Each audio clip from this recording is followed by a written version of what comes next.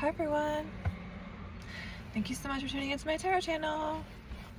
Today's message is an animal totem because I had a terrifying encounter with an animal.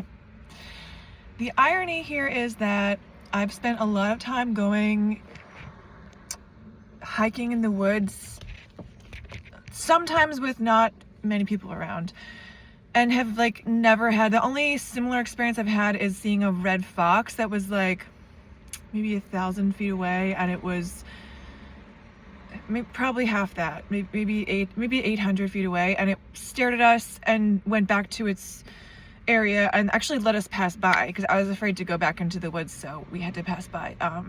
That was scary, but that was like a year ago, and that was in a reclusive area where there truly was no one around, and that was stupid. But so I'm just trying to say, I was walking my dog in an area where it's a trail, but it's right in a suburban area, and it's not like a trail where there's woods. It's like by the water.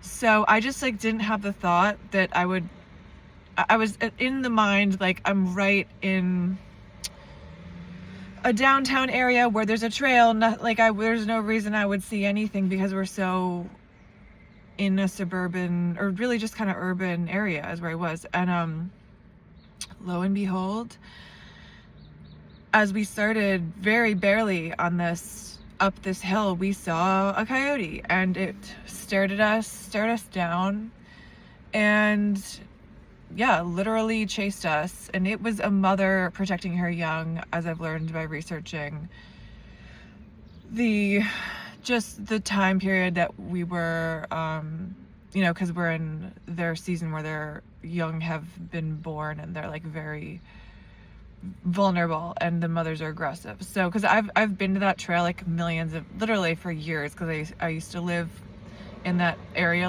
down the street in an apartment. So I've been on that trail millions of times, at least thousands of times, and have never had anything happen. So it was a shocker, and it was just funny because it's you think that you take all the precautions to do something right, and then you could still be in danger. And I feel I was really lucky because my intuition I don't know, something about my intuition told me not to go around, which would have been really dangerous because then it could have attacked us if I had gone around the hill. It was weird because before I parked my car to this spot, which again is in basically a city area, I was thinking of scary things. I guess a couple days ago in Lower Manhattan, a truck exploded, and it was really scary, and I watched footage of that. So I was thinking of that, and randomly I started thinking of how when I was younger I lived in Bed-Stuy, and there was a shooting down the street from where I lived, and it was just my body trying to warn me, because I'm intuitive, and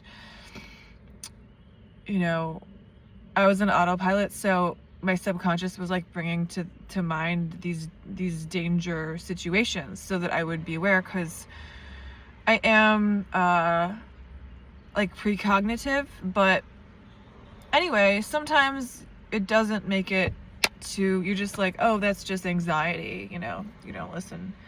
And so I guess this is also just a warning to listen to your intuition. But I'm incredibly lucky, wildly lucky in my life. We were unscathed. And I guess I don't know if she would have attacked me, but she was angry that we were in her area, so she was running at us, and it may have just been to scare us off, because once they got to the bridge, which luckily was only a minute away, maybe 2 minutes, she didn't pass the bridge and was too scared to go into the urban area. But it was just wild, and it definitely, I was gonna say it felt like a pursuit. So So I was running and I fell twice and kept going, and I was thinking so much about how afterwards about that like survival instinct that is just like because my brain flipped off and it was just like, okay, this dog has no owner. This is not a dog. This is actually something that's looking at us territorially, and this is terrifying. And my brain shut off. We turned around. I did stupidly yell because it was good actually because it relieved the pressure and got me out of freeze. And it ran towards us. And I don't know. I did run for years. I was like a distance runner for a long time. I've since become a swimmer, but I definitely sometimes put a couple miles in here and there. So I have that training. I'm also a yogi, and meditation. I was going to say like that saved me because I was able to like, it was wild. Like some other part of myself came in and like saw the thoughts and was like, oh, you're terrified. We need to move. Like, fuck your fear. We need to like get out of this situation. And it was amazing. And I trusted myself. And I was like, it was like taking the hand of your higher self and being like, okay, let's go. And just turned on my runner instinct, my runner abilities. And I was going to say the meditation just like, just being able to like notice the thoughts and detach from them, because if I hadn't been able to do that, I would have frozen with fear and it could have been a horrible situation. Anyway, I was reading about what like this means in Native American lore because I'm obsessed with that and symbolism. And it's like a trickster energy, which I knew, but I was like, I don't understand what that means. So I was just like, I just thought trickster as it was happening. That was the one thought I had, or when I got to my car and my thoughts turned back online. Because I know that from totem animal cards that it's like trickster energy, but I was like, I don't understand. And I read that it was about seriously related to the bridge thing. It's supposed to be like an encounter with a coyote in the wild, or really it wasn't the wild. It was just like a hill next to a river. So it was terrifying. But,